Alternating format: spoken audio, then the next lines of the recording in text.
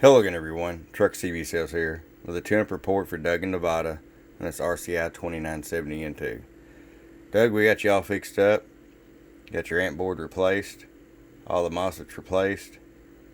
Did the upgraded voltage regulator, also our tuning alignment. Show what we got. Our power all the way down. 100-watt slug. Looking at 5 watts all the way down if you decide to run an amplifier. 40 watts all the way up.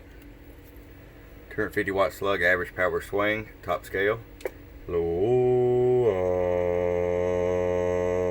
125 bird. Peak power, low in the corner.